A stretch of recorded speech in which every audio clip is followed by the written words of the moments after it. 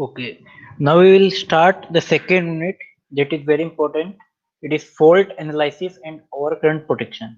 तो यहाँ पर आपके पास दो एक तरीके से दो चैप्टर्स हैं, दो चैप्टर्स को बता के एक यूनिट बनाई गई है। तो वन इज फॉल्ट एनालिसिस।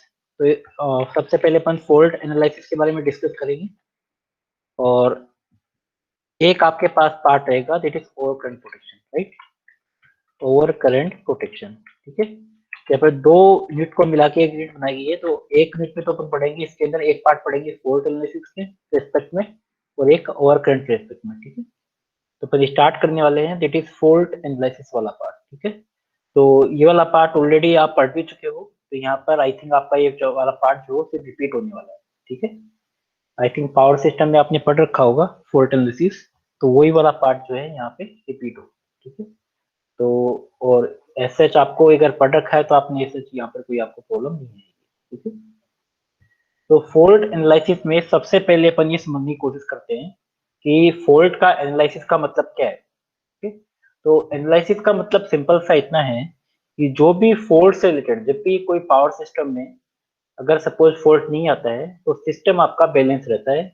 वहां पर आपके पास current, voltage, frequency, power all are balanced, right, all are in the range, ठीक है। जैसे ही सपोज मान लो कि पावर सिस्टम में फॉल्ट आएगा, तो फॉल्ट आने पर आपका वोल्टेज, करंट, फ्रीक्वेंसी, ठीक है, तो all types of parameter are the in the unbalance phasor, right. तो वो अनबैलेंस में चले जाते हैं, ठीक है। उन अनबैलेंस फेजर को अपन किस तरीके से डील करते हैं वो इस चैप्टर में अपन पढ़ने वाले हैं। How we will analyse all this unbalance phasor, right. तो यहाँ पर फेजर डायग्राम का सबसे इंपॉर्टेंट रोल है। तो सबसे इंपॉर्टेंट रोल जो है वो फेजर डायग्राम का है। तो अनबैलेंस फेजर को यहाँ पर अपन डील करने वाले हैं, ठीक है।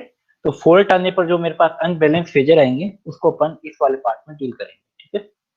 तो सबसे पहले पार्ट यह आता है कि there are two terms, one is called balanced और सेकंड टर्म इज अनबैलेंस्ड, ठीक है। तो सबसे पहले बात करते हैं कि ये बैलेंस टर्म का मतलब क्या है। Balanced and second term is unbalanced.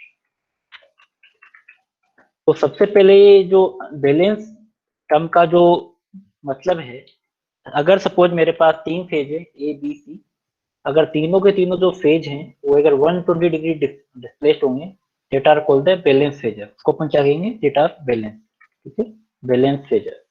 अगर सपोज मेरे पास ए बी सी जो सपोज मेरे पास थ्री फेज है और तीनों के तीनों फेज जो है वो 120 डिग्री डिस्प्लेस्ड नहीं है, that is called the unbalance phasor, right. तो ये वाला जो पार्ट जो है, ये दोनों टर्म से आपको क्लियर होनी चाहिए सबसे पहले। तो यहाँ पर अपन यूज करेंगे बैलेंस फेजर के नाम से एक टर्म, एक अनबैलेंस फेजर के नाम से, ठीक है। तो ये भी आपको आई थिंक पहले आपको ये टर्म्स क्लियर होंगी, तो यहाँ पर मैंने आपको दोबारा यहाँ पर एक्सप्लेन कर दी what is balanced and what is unbalanced, right. Then third term is called that is symmetrical component. अब एक्चुअल में होता क्या है कि जब आपका पावर सिस्टम में किसी भी पर्टिकुलर इक्विपमेंट में या किसी भी पर्टिकुलर लोकेशन पे कोई फॉल्ट आता है, उस पर्टिकुलर कंडीशन के अंदर जो आपके बैलेंस फेजर थे, आइदर वोल्टेज हो या करंट हो या फिर और कोई दूसरी क्वांटिटी, ठीक है, तो वो अनबैलेंस हो जाते हैं। उस अनबैलेंस फेजर को डील करना जो है it is very difficult task, right. तो उसको समझाने के लिए यहाँ पर आगे मैं एक थ्योरम बताऊंगा, थ्योरम से आपको एक्सप्लेन करूंगा कि how you will calculate that phasor. तो उस पर्टिकुलर कंडीशन के अंदर we will finding out the symmetrical component, ठीक है।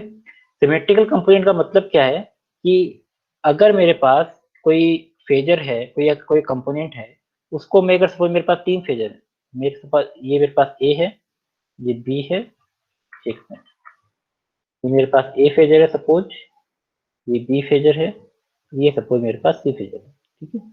अगर मैं यहाँ से सपोज देखता हूँ इस फेजर की जगह से, तो मुझे क्या दिखेगा कि एक फेजर मेरे पास 120 डिग्री पे यहाँ पे है और एक आपका 120 डिग्री पर यहाँ पर है, ठीक है। दोनों तरफ मेरे पास कितने हैं, दो फेजर है सेम एंगल पे, 120 डिग्री पे 120 डिग्री पे। और सपोज मान लो कि एक फेजर को मैं यहाँ से देखता हूँ, सपोज एक कंडीशन इधर, इस केस में भी आपको क्या दिखेगा, एक लेफ्ट साइड में आपको एक फेजर दिखेगा 120 डिग्री पे, एक आपको राइट साइड में दिखेगा 120 डिग्री पे, राइट। अगर मैं एक इस फेजर को यहाँ से देखता हूँ तो आपको 120 डिग्री पर एक फेजर यहाँ पे दिखेगा, एक 120 डिग्री पे यहाँ पे दिखेगा, राइट। तो तीनों फेजर में अगर मैं किसी पर्टिकुलर लोकेशन पे अगर देखता हूँ that means other two phases are 120 degree displaced in the both the direction, ठीक है। that means इस कंपोनेंट को मैं क्या बोलूंगा, that is the symmetrical component, तो क्या बोलूंगा, symmetrical component, राइट।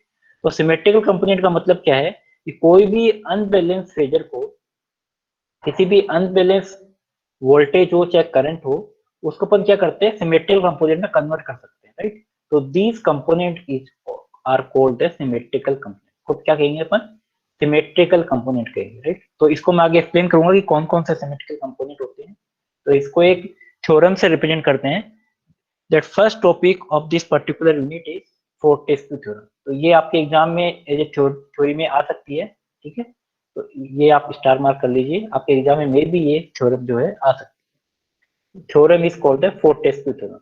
ये क्या कहना चाह रहा है, इसको ध्यान से समझने की कोशिश करना कि क्या कहना चाह रहा है। An unbalance set of n phasor may be resolved into n minus 1 balanced n phase system or different phase sequence and one zero phase sequence component of the system। क्या कहना चाह रहा है, सपोज मेरे पास कोई भी n फेजर है, number of n कितने हो सकते हैं, 50 हो सकते हैं, 100 हो सकते हैं, 1000 हो सकते हैं, ठीक है। n फेजर है, वो भी कौन से हैं, अनबैलेंस्ड है, ठीक है। तो मैं किन्हीं भी n अनबैलेंस्ड फेजर को एक बार पेज लेता हूँ तो आपको क्लियर हो जाएगा। सपोज मेरे पास कोई भी n अनबैलेंस फेजर हैं, तो उन अनबैलेंस फेजर को मैं किस में रिप्रेजेंट कर सकता हूँ, equal to n minus one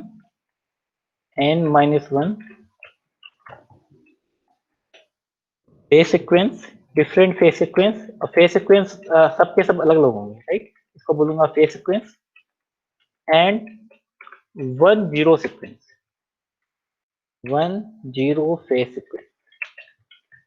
क्या कहना चाह रहा है कि सपोज मान लो सिस्टम में, पावर सिस्टम में किसी पर्टिकुलर लोकेशन पे फॉल्ट आया, तो फॉल्ट आने पर आपके जो बैलेंस फेजर थे वो अनबैलेंस फेजर में कन्वर्ट हो गए, राइट। और सपोज उनका जो नंबर है वो n है, राइट। अब ये क्या कहना चाह रहा है कि उन n अनबैलेंस फेजर को मैं क्या कर सकता हूँ, n minus one phase sequence component that are different, all the phase sequence are different, right. And one zero phase sequence में कन्वर्ट करके मैं इसमें चेंज कर सकता हूँ, right. But these n minus phase sequence component and one zero phase sequence are they called the symmetrical component। इसको मैं क्या कहूँगा, that are called the symmetrical component, ठीक है। नेक्स्ट क्या कहना चाह रहे हैं कि according to the Fortescue theorem, a zero phase sequence is one in which all the phases are equal magnitude and angle। अभी एक और चीज और कहना चाह रहा है कि जो जीरो फेज सीक्वेंस वाला जो कंपोनेंट होगा, इनमें जो भी फेज सीक्वेंस होंगे उनका मैग्नीट्यूड क्या होगा, इक्वल होगा, और दोनों सेम फेज सीक्वेंस में होगा। कहने का मतलब है जीरो फेज सीक्वेंस का मतलब है इनके बीच में जो फेज एंगल होगा वो कितना होगा, 0 डिग्री, राइट। इनके बीच में फेज एंगल क्या होगा, 0 डिग्री होगा, राइट। अब बात आती है कि नॉर्मली मैंने आपको बता रखा है कि एन अनबैलेंस फेजर के या फिर एन डायमेंशनल स्पेस को अपन डील नहीं कर सकते, बट एक प्रैक्टिकल सिस्टम के लिए मैं कितने सिस्टम में डील कर सकता हूँ, 3 फेज सिस्टम। ये कितने सिस्टम में डील कर सकता हूँ, 3 अनबैलेंस सिस्टम में मैं डील कर सकता हूँ, ठीक है। अब प्रैक्टिकल सिस्टम के लिए अगर मैं n इक्वल टू 3 ले लूँ, तो n equal to 3 phasor system के लिए मैं क्या कर सकता हूँ, these 3 unbalanced phasor are converted into n minus 1, that is 2 phase sequence component and one is zero sequence component, right। Now we will deal with the only 3 phase sequence component. One is, two are the phase sequence, symmetrical phase sequence component, and one is zero phase sequence component। तो यही वाला चीज यहाँ पे बताना चाह रहे हैं। Fortescue theorem can be applied to a more practical 3-phase system, and the positive phase sequence is defined to have the phase sequence of original system, and negative sequence has the phase sequence in opposite direction, that is ACB। कहने का मतलब ये है कि जो मेरे पास phase sequence component होंगे, right, तो इनको एक को तो मैं कहूंगा पॉजिटिव सीक्वेंस और एक को कहूंगा मैं negative sequence, right. So we have given the two names, one is positive sequence and second one is negative sequence, right। second one is negative phase sequence component। तो फोर्टेस्क्यू थ्योरम ने क्या बताया कि सपोज मेरे पास n unbalance phasor हैं, उन unbalance phasor को मैं n-1 symmetrical phase sequence component और एक मेरे पास जीरो फेज सीक्वेंस में कन्वर्ट कर सकता हूँ, राइट। जिसमें जो जीरो फेज सीक्वेंस रहेगा उसमें मैग्नीट्यूड आपका सेम रहेगा, बट उनका जो फेज एंगल है वो 0 डिग्री रहेगा, ठीक। और ये जो फेज सीक्वेंस होंगे सिमेट्रिकल होंगे, right, these are the symmetrical. अब सिमेट्रिकल का मीनिंग क्या है? सिमेट्रिकल का मीनिंग ये है कि तीनों के बीच में जो फेज डिफरेंस होगा वो कितना होगा, 120 डिग्री होगा, ठीक है, that are 120। But zero phase sequence में कितना एंगल होगा, phi equal to 0 degree, that must be clear, ठीक है। अब इसको मैं क्या प्रैक्टिकल एग्जांपल की तरह से हेल्प लेता हूँ, क्या n इक्वल टू मैं 3 ले लेता हूँ। तो n इक्वल टू 3 के लिए 3 अनबैलेंस फेजर को मैं 2 फेज सीक्वेंस में चेंज कर सकता हूँ, data are given by the positive sequence और नेगेटिव सीक्वेंस। इनका मैंने नाम दे दिया है, one is called positive sequence, second one is called negative sequence and one is called zero sequence, right. अब यहाँ पे जो पॉजिटिव सीक्वेंस को पॉजिटिव सीक्वेंस क्यों बोल रहा हूँ, because this phase sequence is A B C that are the original phasor. Normally जो मैं कन्वेंशन लेता हूँ फेज सीक्वेंस का, वो ए बी सी लेता हूँ in and sorry clockwise direction, in clockwise direction, ये बहुत इंपॉर्टेंट है, that are the in clockwise direction, ठीक है। but in negative sequence we will deal with the opposite sequence, that's why it is called negative sequence, right। ये positive sequence negative sequence क्यों बोल रहा हूँ, पॉजिटिव सीक्वेंस मीन्स ये original जो sequence है उसी की डायरेक्शन में है। इसको नेगेटिव सीक्वेंस क्यों बोल रहा हूँ, क्योंकि जो ओरिजिनल सीक्वेंस है उसकी अपोजिट डायरेक्शन में है, that means this sequence is in the anti clockwise direction या काउंटर क्लॉकवाइज डायरेक्शन। तो इसका जो सेफ सीक्वेंस होगा वो काउंटर क्लॉकवाइज डायरेक्शन और एंटी क्लॉकवाइज डायरेक्शन होगा, राइट। इसका मतलब सपोज मेरे पास ये ए फेजर है, इसको मैं रिप्रेजेंट करता हूँ वी, तो मैं वोल्टेज की बात कर रहा हूँ। तो इस पॉजिटिव सीक्वेंस को नोट करते हैं 1 से, या मैं लिख देता हूँ, positive sequence is denoted by 1, denoted by 1 and negative sequence is denoted by 0, sorry 2 and zero sequence divided by 0। ये सारे के सारे जो है बाय डिफॉल्ट कन्वेंशन है जो आपको याद करना है, ठीक है। तो positive sequence is denoted by 1, negative sequence is denoted by 2 and zero sequence is denoted by 0, right. तो मुझे सपोज पॉजिटिव सीक्वेंस, ठीक है, पॉजिटिव सीक्वेंस कैसे लिखोगे आप, आपको पता है कि the positive sequence in the only the clockwise direction in the original phasor. तो ओरिजिनल फेजर कहाँ से आएंगे अपने पास, ये वी ए आ जाएगा, ठीक है, ये 120 degree in original phasor. Original phasor का मतलब कहाँ बताया मैंने, क्लॉकवाइज डायरेक्शन में। क्लॉकवाइज डायरेक्शन में कहाँ आएगा, ये वी बी आ जाएगा, दिस इज वी बी, और इसके 120 डिग्री डिस्प्लेसमेंट पे आपका वी सी आ जाएगा, ठीक है। ये जो था original phasor A B C, क्योंकि अपन जो भी आपका जो फेज सीक्वेंस है वो क्लॉकवाइज डायरेक्शन में अपन डील करते हैं, ठीक है, that are the sign convention, ठीक है। अब बात करते हैं अपन पॉजिटिव सीक्वेंस की, राइट। तो पॉजिटिव सीक्वेंस में किससे नोट कर रहा हूँ, 1 से, तो ये आ जाएगा VA1, सॉरी VABC, तो VB1 और ये BC1। that means this VA1, VB1, VC1 are the, these are the positive phase sequence component। इसमें किसी को डाउट है कि नहीं है, कैसे बनाया मैंने positive sequence, positive sequence component, इसमें किसी को डाउट, वॉइस लेग हो रही है मेरी, मैंने जस्ट मैसेज देखा, पॉजिटिव सीक्वेंस कंपोनेंट, इसमें किसी को डाउट है यहाँ तक,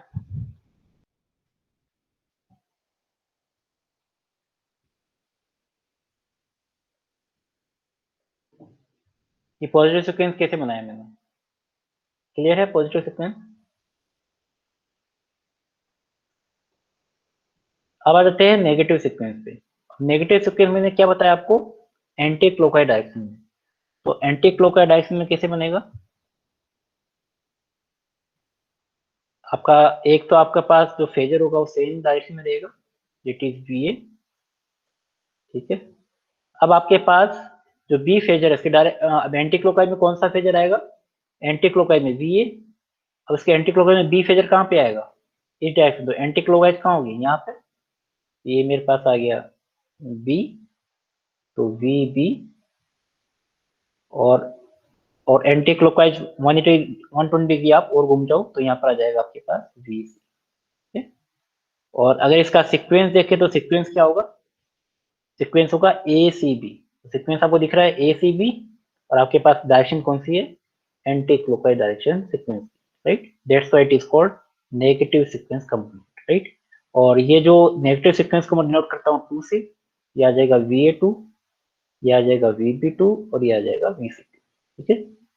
this is the negative sequence component, negative sequence component. अब आ जाते हैं जीरो सीक्वेंस पे। जीरो सीक्वेंस में all are the same magnitude and phase difference is zero, ठीक है। तो जीरो फेज सीक्वेंस के लिए आपके पास तो डायग्राम के अंदर तीनों को तीनों जो फेजर हैं, सपोज मैं मान लेता हूँ VA, तो इनका जो मैग्नीट्यूड होगा वो सबका सेम रहेगा, VB, this is VB, and this is the VC, right? All are in the same phase, that means the phase difference is zero, okay? तो VA, VB, VC से मैंने यहाँ पर आपको रिप्रेजेंट कर दिया। This is the zero sequence component, zero sequence component, ठीक है। तो इस तरीके से हम positive sequence, zero sequence, negative sequence तीनों को आप रिप्रेजेंट कर सकते हो, ठीक है। तो इसमें कैसे रिप्रेजेंट करते हैं, इसमें किसी को डाउट है तो आप पूछ सकते हो।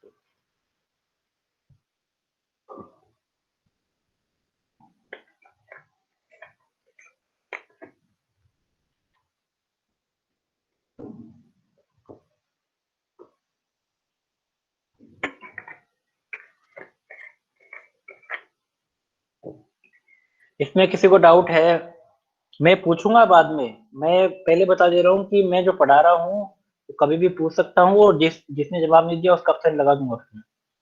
डाउट आ जाए तो बाद में मेरे को मत कहना कि मेरे को अभी वो बता रहे थे कि कंट्रोल सिस्टम हमारे को नहीं समझ में आ रही है। 80 लेक्चर ले लिए, डाउट क्लासेस होंगी, फिर भी आपको कंट्रोल सिस्टम क्लियर नहीं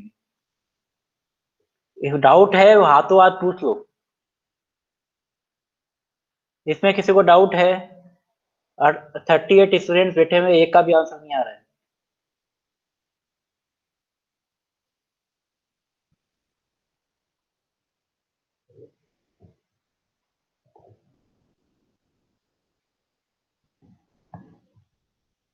क्लियर है?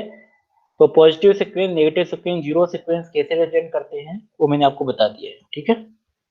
अब इनका जो कैलकुलेशन है, क्योंकि अल्टीमेटली मुझे क्या पता है, क्योंकि जब भी आपके पास अनबैलेंस फेजर होंगे तो नॉन क्वांटिटी आज VA, VB, VC, मुझे सिर्फ ये पता है, ठीक है। या तो मुझे VA पता है या मुझे VB पता है, क्योंकि आपके फॉल्ट आने के बाद में यही मेरे को पता होगा, ये सीक्वेंस मुझे फाइंड आउट करनी है। तो ये फेज सीक्वेंस कैसे फाइंड आउट करते हैं, इनका अपन यहाँ पे डेरिवेशन करेंगे कि किस तरीके से इनकी वैल्यू जो है वो कैलकुलेट होगी, ठीक है। These are the non quantity and VA1, VB1, VC1, VA2, VB2, VC2, VA0, इसको प्रेजेंट करता हूँ मैं जीरो से, VA0, VB0, VC0, these are the unknown quantity, ठीक है। इनको कैलकुलेट करने के लिए एक ऑपरेटर यूज होता है, that is called alpha operator, right. It is called alpha operator. Alpha operator क्या करता है कि जो भी मेरे पास फेजर है, उस फेजर को 120 डिग्री एंटी क्लॉकवाइज डायरेक्शन में इसको डिस्प्लेस कर देता है। मैंने क्या बोला कि अल्फा ऑपरेटर क्या करता है कि किसी भी फेजर को 120 डिग्री डिस्प्लेस कर देता है in anti clockwise direction without changing the magnitude, ठीक है। तो कभी भी कभी आपको पूछता है कोई अल्फा ऑपरेटर क्या है, कि वो मैग्नीट्यूड को बिना चेंज करे हुए कितना शिफ्ट कर देता है 120 डिग्री एंटी क्लॉकवाइज, ठीक है। तो एंटी क्लॉकवाइज जो एंगल है वो अपन किस में रिप्रेजेंट करते हैं, positive angle. That means alpha की जो वैल्यू क्या हो जाएगी कि मैग्नीट्यूड चेंज नहीं हुआ, इसको किसी भी मैग्नीट्यूड को मैं किससे मल्टीप्लाई करूं कि चेंज नहीं हो, 1 से मल्टीप्लाई करूंगा ताकि मैग्नीट्यूड मेरा चेंज नहीं होगा। और कितना डिग्री डिस्प्लेस हो रहा है, 120 डिग्री पॉजिटिव में डिस्प्लेस हो रहा है एंटी क्लॉकवाइज में, मतलब किससे मल्टीप्लाई, एंगल कितना प्लस हो जाएगा 120 डिग्री, ठीक है। That's why alpha is defined by one angle of 120 degree, ठीक है। इसलिए मैं अल्फा को लिखता हूँ वन एंगल 120 डिग्री, ठीक है। तो आया कहाँ से, मैंने आपको बता दिया।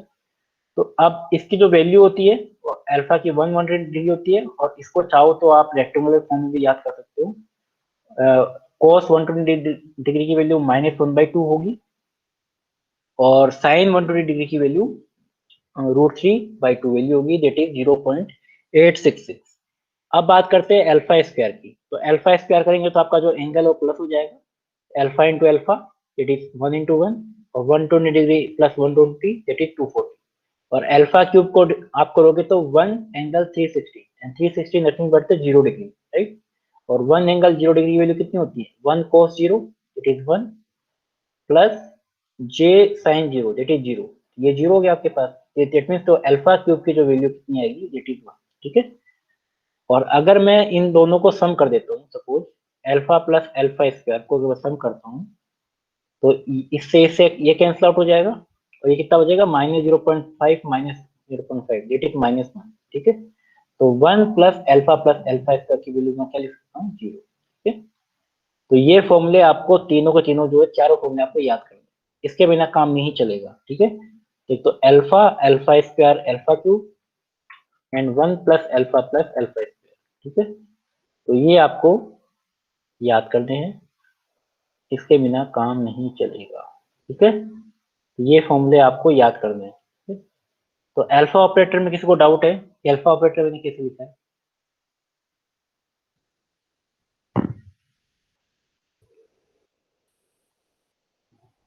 क्लियर है? अपन बात करते हैं डेरिवेशन की, कि how you will calculate the positive sequence, negative sequence और जीरो सीक्वेंस कंपोनेंट, ठीक है, और द अनबैलेंस्ड फेजर, ठीक है। तो जो मैंने आपको बताया था positive sequence, negative sequence, zero sequence, वो एज इट इज मैंने यहाँ पर बना रखे हैं, ठीक है। These are the positive sequence, these are the negative sequence, these are the zero sequence, ठीक है। ये मैंने आपको बताया अभी। अब इसका डेरिवेशन कैसे करेंगे, कि आपको फोर्टेस्क्यू ने क्या बता रखा था कि if unbalanced phasor is a summation of two positive sequence, negative sequence component and zero sequence, तो तीनों का सम क्या होगा, टोटल वोल्टेज होगा, ठीक है। अगर मैं VA की बात करूं तो VA क्या होगा, VA not zero sequence, positive sequence VA1 and negative sequence VA2, summation of VA naught VA1 VA2 is P. Same here for B phase and same here for the C phase, ठीक है। जैसे आपने A phase के लिए लिखा है वैसे आप B और C phase के लिए आप लिख सकते हो, राइट। अब बात करते हैं कि इनको आप कैलकुलेट कैसे करोगे, राइट। आपको पता है कि जो जीरो सीक्वेंस कंपोनेंट इनका सबका जो मैग्नीट्यूड है वो सेम है, डायरेक्शन भी सेम है, एंगल भी जीरो है, that means these all the phasors VA nought VB nought VC nought are equal in magnitude as well as phase, ठीक है। That's why these all the phasor, all the zero sequence component must be equal, ठीक है। That means VB nought VC nought की value को मैं किसके बराबर लिख सकता हूँ, VA नोट के बराबर, that means all the phasor of the zero sequence component are equal, ठीक है। तो ये आप लिख सकते हो। इसी तरीके से सपोज मैं VB1 VB2 की वैल्यू सपोज फाइंड आउट कर रहा हूँ, अब इसको ध्यान से समझना। VB1 सपोज मुझे VB1 की वैल्यू फाइंड आउट करनी है, तो VB1 की वैल्यू कैसे आ सकती है, अगर मैं VA1 के फेजर को 120 डिग्री से मल्टीप्लाई करता हूँ, दिस एंगल इज जीरो, ठीक है। अगर मैं 240 एंगल इसको शिफ्ट करता हूँ तो अल्फा ऑपरेटर क्या करता है, एंटी क्लॉकवाइज 120 डिग्री शिफ्ट करता है, और अल्फा स्क्वायर का क्या काम करता है, 240 शिफ्ट करता है। अगर मैं VA1 को अल्फा स्क्वायर से मल्टीप्लाई कर दूं और we can shift by 240 degree in anti clockwise, that means VB1 equal to alpha square into VA1, कितना शिफ्ट किया मैंने, 240 शिफ्ट किया, तो मैं इसको क्या लिख सकता हूँ, VB1 equal to alpha square VA1, तो VB1 equal to alpha square VA1 लिख दिया। सेम ये मुझे VC निकालना है, तो VC को मुझे कितना शिफ्ट करना पड़ेगा, 120 डिग्री, तो मैं VC1 को क्या लिख सकता हूँ, अल्फा कितना शिफ्ट किया है 120 डिग्री इंटू VA1, ठीक है। तो VC1 को क्या लिख सकता हूँ मैं, अल्फा इंटू सॉरी VA, ठीक है। तो दोनों टर्म आ गई। इसी तरीके से आप VB2 VC2 निकाल सकते हो, तो VB2 को मुझे कितना शिफ्ट करना पड़ेगा VA1 से अल्फा, ठीक है। तो इसको मैं क्या लिख सकता हूँ, VB2 equal to alpha into VA2, ठीक है।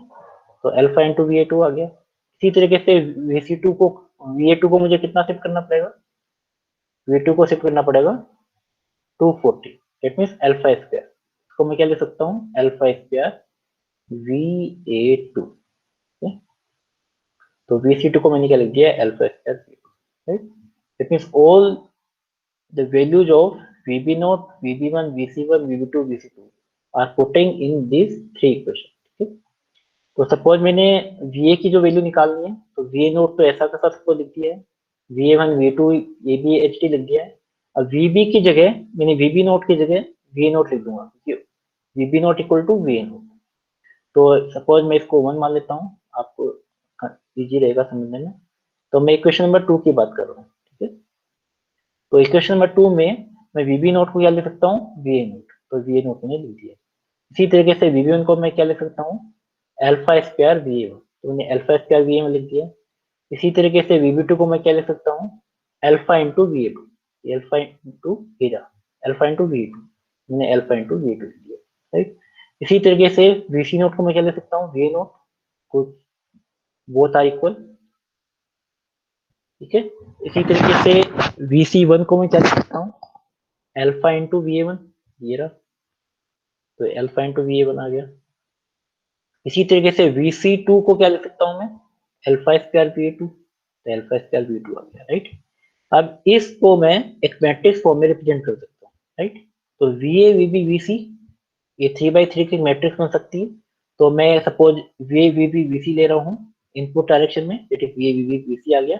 और यहाँ पर आपके पास तीनों का तीनों जो इक्वेशन है उसमें V A naught V A one V two, right. मैंने V A naught V A one V two को एक मैट्रिक्स मैंने सपोज कर दिया। अब इसमें कौन कौन से फैक्टर्स आएंगे, इसका फैक्टर वन आएगा, इसका वन आएगा, इसका वन आएगा, मैंने लिख दिया one one one. V naught V one V two का फैक्टर क्या आएगा, वन एल्फा स्क्वायर एल्फा, तो वन एल्फा स्क्वायर एल्फा। और वी टू का जो फैक्टर आ रहा है, V naught V one V two का जो फैक्टर इसमें थर्ड इक्वेशन में आ रहा है, one alpha alpha square, right. तो V A V B V C that are unbalanced phasor is defined by the this matrix into V naught V one V two, right.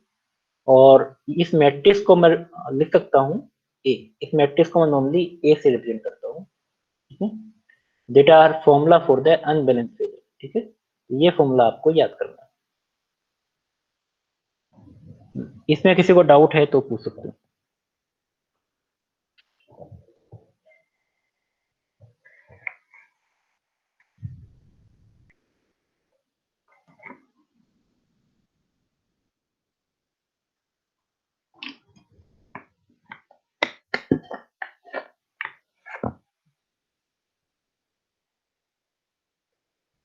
ठीक है।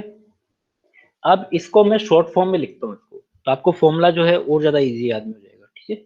इसको short form में लिखते हैं अपन, represent करते हैं we A B सी का मतलब इनके जो सब्सक्रिप्ट में जो लिखे हुए हैं उनको अपन नीचे लिख रहे हैं, राइट। तो वी ए बी सी, और इस मैट्रिक्स को रिप्रेजेंट कर दिया मैंने ए से, ठीक है। और जो ये सब्सक्रिप्ट में लिखा हुआ है ए जीरो वन टू, और जीरो वन टू को मैंने यहाँ पे लिख दिया। तो आपको एक शॉर्ट फॉर्म में भी आप इसको याद कर सकते हो, ठीक है। अब याद करना चाहो तो इसको एक शॉर्ट फॉर्म में भी आप याद कर सकते हो, ठीक है। अब बात करते हैं, अगर सपोज इस ए मैट्रिक्स को मैं इधर लेके जाता हूँ, ठीक है। तो ये भी मेरे पास मैट्रिक्स है, ये भी मैट्रिक्स है। तो मैट्रिक्स का अगर मैं ट्रांसफर करूंगा दूसरी डायरेक्शन में, तो ए का क्या बन जाएगा, ए इनवर्स, राइट। तो वी जीरो वन को मैं क्या लिख सकता हूँ, A inverse A B V A B C, right. अब मुझे सपोज फेज सीक्वेंस कंपोनेंट निकालना है इसके जस्ट अपोजिट, राइट। तो इसका सपोज मैं इनवर्स कर दूं इस मैट्रिक्स का, ठीक है। तो इस मैट्रिक्स का मैं इनवर्स करूंगा तो आपके पास ये मैट्रिक्स आएगी, ठीक है। तो दिस दिस एक्सरसाइज, आप ये जो इनवर्स जो है आप करते करके देख लेना, अ, ठीक है। तो इनवर्स आपको मैं पढ़ा चुका हूँ कंट्रोल थीटा में, मैथमेटिक्स में आप पढ़ चुके हो, ठीक है। तो इनवर्स आप इजीली कर सकते हो इसका। तो ए इनवर्स जो मैट्रिक्स आएगी वो आपके पास आएगी 1/3 1/3 and 1 1 1 1 alpha alpha square 1 alpha square alpha. तो यहाँ पर जो आपके पास जो सेकंड और थर्ड रो थी वो एक्सचेंज होगी, ठीक है। याद करने के लिए क्या कर सकते हो, सेकंड और थर्ड रो है वो एक्सचेंज होगी है, और 1/3 से यहाँ पे मल्टीप्लाई हो गया, ठीक है। तो 1/3 से मल्टीप्लाई हो गया, सेकंड और थर्ड रो है वो आपकी एक्सचेंज होगी, ठीक। This is called the A inverse, right. तो जो V A naught V A two V A one V A two का जो फॉर्मूला बन रहा है दैट इज 1/3 इस matrix A inverse and V A V B V C, ठीक। This formula is for the positive sequence negative sequence and zero sequence component, ठीक है। तो ये फॉर्मूला जो है वो आपको याद करना है, ठीक है। दो फॉर्मूला हो गया, एक तो ये वाला हो गया और एक आपके पास ये वाला हो गया, ठीक है। तो ये आपको दो फॉर्मूले याद होने चाहिए, ये याद नहीं है तो फिर आगे बहुत सारी प्रॉब्लम है। ये फॉर्मूला याद होना चाहिए। जैसे आपने वोल्टेज के लिए लिखा है वैसे आप करंट के लिए लिख सकते हो, ठीक है। तो यहाँ पर जहां पर V जो है, if V replace by I and all the formula is applicable for current also, ठीक है। अगर मैं V को I से रिप्लेस कर देता हूँ, that is the formula is always applicable for both voltage and current, ठीक है। जैसे आपने वोल्टेज के लिए लिखा है वैसे आप करंट के लिए भी लिख सकते हो, ठीक है। ये जो दोनों फॉर्मूले हैं वो करंट के लिए भी एप्लीकेबल, तो आपको दोनों याद रखने की जरूरत नहीं है। वोल्टेज के लिए याद रख लो तो करंट के लिए ऑटोमेटिकली याद हो जाएगा, voltage is replace by the current, ठीक है। तो यहाँ तक किसी को डाउट है तो पूछ सकते हो।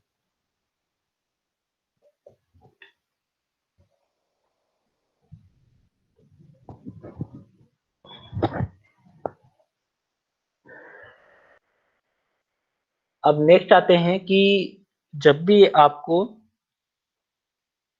कोई भी किसी भी क्वेश्चन में आपको डिफरेंट इक्विपमेंट दे रखे होंगे, उन इक्विपमेंट को आपको क्या करना है, सीक्वेंस डायग्राम बनाना होता है। Positive sequence, negative sequence, zero sequence. तो हम सबसे पहले बात करेंगे कि हर इक्विपमेंट का सीक्वेंस डायग्राम कैसे बनाते हैं, राइट। उनका अपन डिस्कशन करेंगे, उसके बाद में अपन क्वेश्चन पे, ठीक है। तो सबसे पहले अपन बात करते हैं कि अपन पॉजिटिव सीक्वेंस की, ठीक है। तो अपन डिफरेंट इक्विपमेंट की बात करेंगे। सबसे पहले एक बार मैंने बता दिया कि ये इम्पीडेंस कैसे लिखते हैं, फिर अपन इक्विपमेंट में आएंगे कि पॉजिटिव सीक्वेंस इम्पीडेंस को अपन कैसे रिप्रेजेंट करते हैं, Z1 से। पॉजिटिव सीक्वेंस का इम्पीडेंस का मतलब क्या है, positive sequence voltage divide by positive sequence current, ठीक है।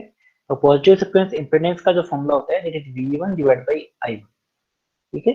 V1 का मतलब क्या है, that is positive sequence voltage, I1 means positive sequence current, and ratio of voltage and current is given by the impedance, ठीक है। सेम हियर, नेगेटिव सीक्वेंस का अगर इम्पीडेंस निकालना है तो आप नेगेटिव सीक्वेंस के वोल्टेज और करंट को डिवाइड करोगे, और जीरो सीक्वेंस की इम्पीडेंस निकालना है तो आपको जीरो सीक्वेंस की इम्पीडेंस वोल्टेज और करंट से आपको डिवाइड करना है, ठीक है। That are called the formula for the impedance. तो इम्पीडेंस का फॉर्मूला ऑलरेडी आपको पता है, V डिवाइड बाई आई होता है, सिर्फ इनका नाम यहाँ पर चेंज हो गया, ठीक है। अब बात करते हैं मेन इंपोर्टेंट पॉइंट। अब यहाँ से जो है मेन आपका स्टार्ट होगा। यहाँ पर कोई भी डाउट आया छोटे से छोटा वो पूछ लेना, क्योंकि अगर आपको किसी भी इक्विपमेंट की positive sequence, negative sequence, zero sequence नहीं पता है तो आप क्वेश्चन नहीं कर सकते, ठीक है। तो सबसे पहले बेसिक्स आपको आना चाहिए, ठीक है। तो सबसे पहले अपन किसकी बात करते हैं, पावर सिस्टम में सबसे पहले अपन क्या लेते हैं, generator, then transformer, right, then transmission line, right, then again transformer, then again load, ठीक है। इनकी बात करते हैं अपन। तो सबसे पहले मुझे किसकी इम्पोर्टेंस, किसका जो इम्पोर्टेंस रिक्वायरमेंट है, जनरेटर का, राइट। तो जनरेटर का जो है फेज सीक्वेंस कंपोनेंट किस तरीके से लिखते हैं वो आपको याद करना है, राइट। उसके बाद में ट्रांसफार्मर का, देन ट्रांसमिशन लाइन का, और ट्रांसफार्मर का यहाँ भी आ जाएगा, यहाँ भी आ जाएगा, तो एक ही बात है, तो ट्रांसफार्मर का भी ले सकते हो। उसके बाद में आपके पास लोड का, ठीक है। तो इस तरीके से मैं बताऊंगा कि एक एक इक्विपमेंट का सीक्वेंस डायग्राम कैसे बनाते हैं, ठीक है। तो सबसे पहले बात करते हैं जनरेटर का, ठीक है। तो sequence network under faulty condition for the generator. तो जनरेटर के अंदर, generator is a type of source, voltage source. तो वोल्टेज सोर्स जब भी अपन बनाते हैं, अब मेरा जो मैं बोल रहा हूँ वो ध्यान से सुनना, कि जब भी जनरेटर का फेज सीक्वेंस डायग्राम बनाएंगे तो सिर्फ और सिर्फ पॉजिटिव सीक्वेंस कंपोनेंट के अंदर ही वोल्टेज को रिप्रेजेंट करेंगे। दोबारा रिपीट कर लेता हूं, जब भी आप जनरेटर का positive sequence, negative sequence, zero sequence diagram बना रहे हो तो सिर्फ और सिर्फ वोल्टेज को पॉजिटिव सीक्वेंस के अंदर ही आपको रिप्रेजेंट करना है, ठीक है। ये बात को ध्यान में रखना है, ठीक है। तो सपोज पॉजिटिव सीक्वेंस बनाना है तो पॉजिटिव सीक्वेंस की एक इंपीडेंस होगी Z1, इसका मैंने वोल्टेज जूम कर लिया सपोज ये, ठीक है। और इसके जो इसमें जो current flow rate is I1, ये पॉजिटिव सीक्वेंस की बात करें तो 1 आएगा, नेगेटिव की बात करें 2 आएगा, और जीरो की बात करें तो 0 आएगा। ये अंडरस्टूड होना चाहिए, ठीक है। तो that is current is I1, और voltage across this terminal it is V1, this is terminal voltage, ठीक है। तो VA1 की वैल्यू मुझे फाइंड आउट करना है, तो इसमें आप KCL लगा दीजिए, तो KVL लगा दीजिए, VA1 equal to EA minus IM। This diagram is called the positive sequence diagram of the generator. ठीक है, तो अगर आपको कोई जनरेटर दे रखा है, जनरेटर का जो पॉजिटिव सीक्वेंस जो है वो इस तरीके से बनेगा, एक वोल्टेज सोर्स एक इम्पीडेंस। ठीक है, इस तरह का आपको डायग्राम बनाना है। ठीक है, दोनों आपके सीरीज में होंगे। अगर बात करते हैं नेगेटिव सीक्वेंस की, this is the positive sequence. ठीक है, मैंने लिखा नहीं है, आप लिख देना, मैंने लिखा नहीं है सर यहाँ पे। तो this is the positive sequence, ये पॉजिटिव सीक्वेंस डायग्राम है। ठीक है, अब बात करते हैं नेगेटिव सीक्वेंस की। नेगेटिव सीक्वेंस में कोई भी वोल्टेज सोर्स नहीं आएगा, सिर्फ और सिर्फ आपके पास एक इंपेडेंस आएगी जो आपको गिवन है नेगेटिव सीक्वेंस को, वो आपको एज इट इज इंपेडेंस लिखनी है। तो इसमें करंट कितना फ्लो होगा, IA2, और वोल्टेज क्या होगा, VA2। इसमें अगर मैं KVL लगाता हूँ तो VA2 equal to IA2 Z2 but in the negative direction. Right, तो नेगेटिव है, -2 प्लस जाना है, प्लस में आ जाए तो माइनस आएगा, तो minus IA2 Z2 negative sequence. This is the zero sequence, zero sequence.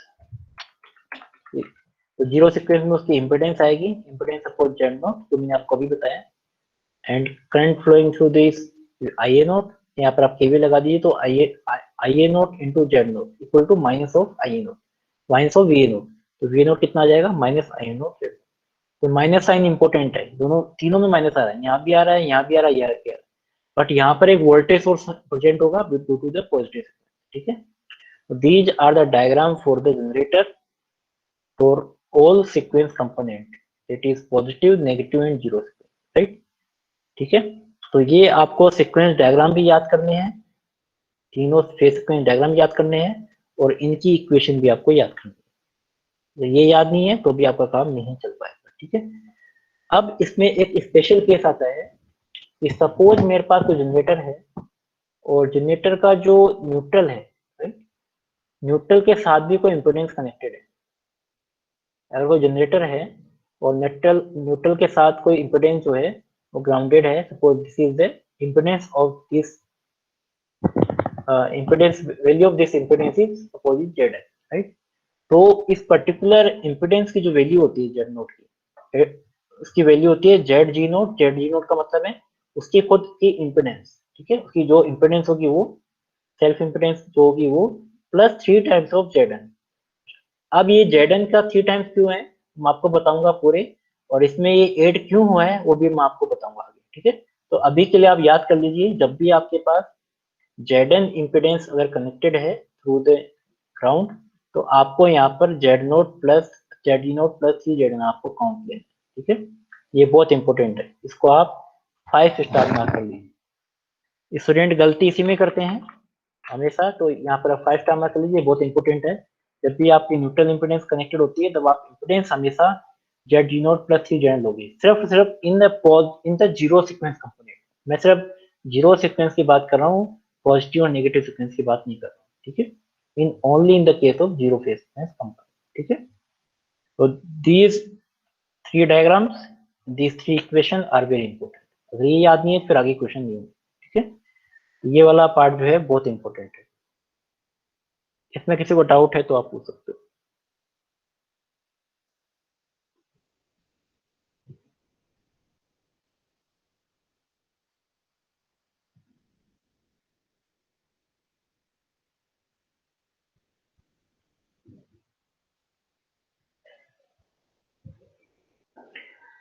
भाई सो जाते हो क्या, सबके सब सो जाते हो क्या, कौन सी दुनिया में पड़े हो तुम, एक का भी आंसर नहीं आ पा रहा है मेरे पास। वही मैंने जितेंद्र, वही मैंने कहा कि मैं आगे बताऊंगा आपको कि 3 कैसे है, और और ये जीरो सीक्वेंस में क्यों आया, ये दोनों रीजन बताऊंगा आपको। एक उसमें क्वेश्चन आएगा, क्वेश्चन में एक्सप्लेन करूंगा कैसे है। ठीक है, ये जीरो, दो क्वेश्चन यहाँ पे बन रहे हैं, why this in the count in zero sequence and why this multiply by 3। ठीक है, तो मैं जब आपको फोल्ड कैलकुलेशन कराऊंगा ना, L G double L G triple L fold, तो वहां पर आपका यहाँ पर 3 का कंपोनेंट का मतलब समझा जाएगा कि आया क्यों है। ठीक है, तो इसका मैंने आपको पहले बता दिया कि इसका जो आंसर है वो अपन आगे बढ़ेंगे। ठीक है, क्योंकि आपने फॉल्ट कैलकुलेशन पढ़ी नहीं है, तो फॉल्ट कैलकुलेशन जब पढ़ेंगे तब डिस्कस होगा। और कोई डाउट हो तो बताओ।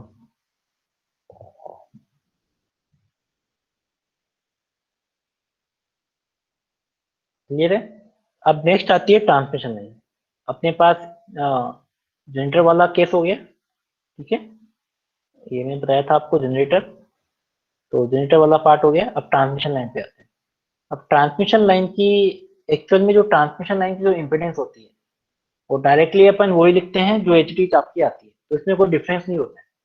बट अगर सपोज किसी क्वेश्चन में, बट आपके एग्जाम में कोई क्वेश्चन ऐसा नहीं आएगा कि इस तरह की आपको ट्रांसमिशन लाइन की इम्पिडेंस आपको कैलकुलेट करनी पड़े, बट आपको हो सकता है किसी क्वेश्चन में हो जाए, बट आपको आरटीयू में या बीटीयू में ऐसा कोई क्वेश्चन नहीं आएगा, ठीक है। तो ट्रांसमिशन लाइन की अगर सीक्वेंस इम्पिडेंस निकालनी है, तो suppose we have three phase V A V B V C. तो यहाँ पर तीन फेज है ए बी सी, इनका वोल्टेज है V A V B V C, and current flowing through these phases are IA, IB and IC, right? And impedance of this transmission line, that is ZS per phase, right? ZS means ZS यहाँ पे एक phase में ZS है, दूसरे phase में भी ZS है और तीसरे फेज में ZS है. These are the self impedance, right? And Zm is the mutual impedance between two phases, right? Between A and B, A and C, and B and C, right? These Zm are the called the mutual impedance, ठीक है.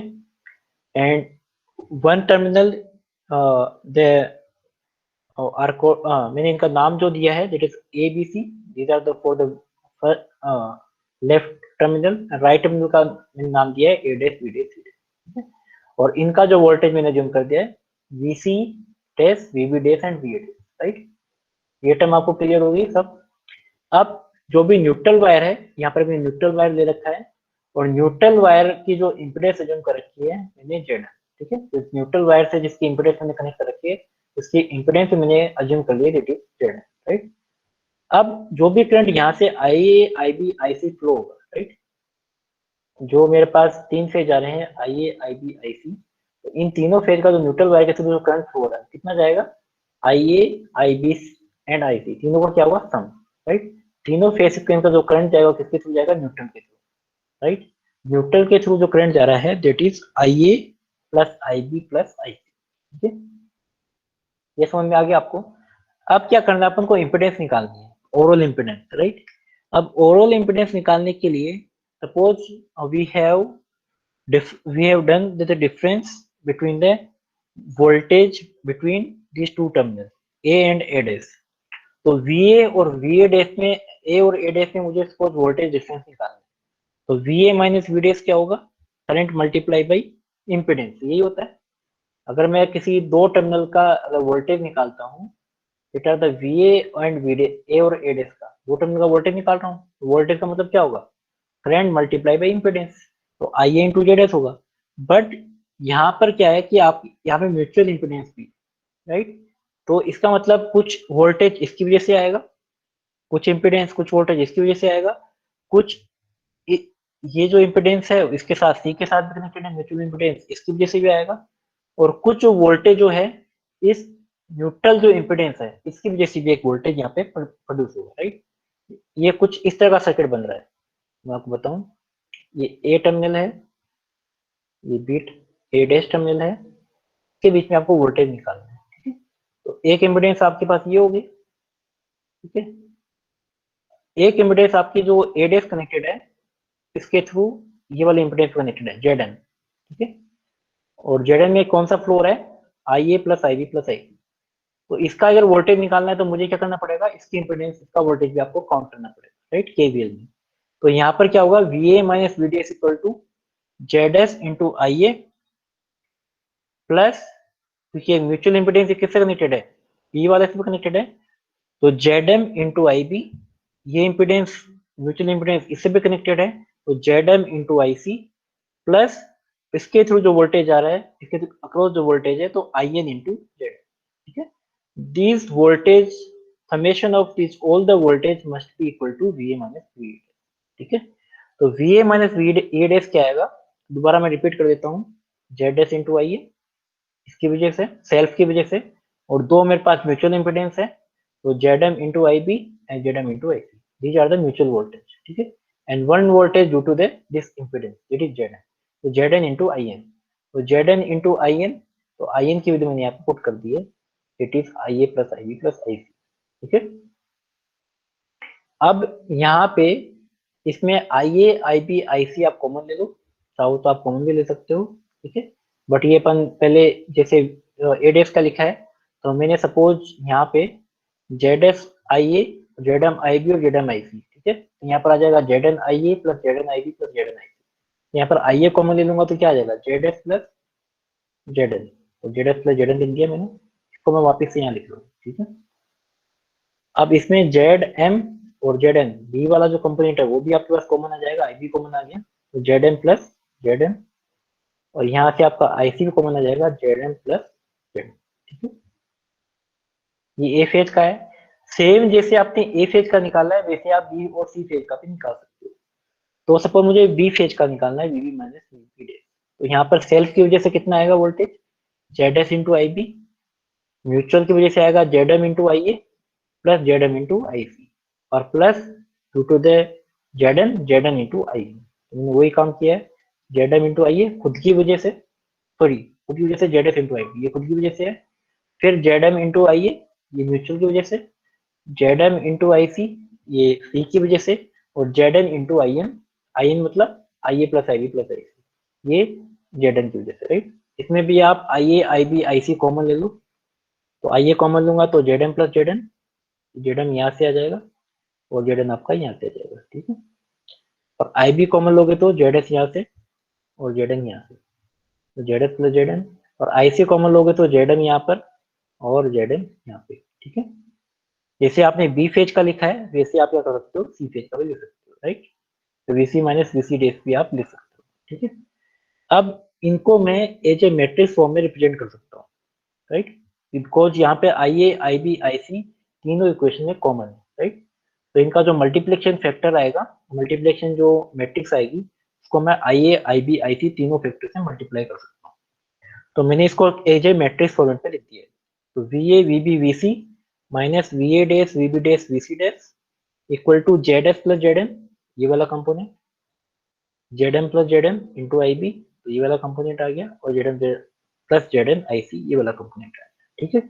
इसी तरीके से Z M plus Z N ये वाला component आ गया, Z F plus Z N और Z M plus Z N, right. इसी तरीके से सी वाला component Z M plus Z N, Z M plus Z N and Z F plus Z N, ये थ्री कंपोनेंट आर, ठीक है।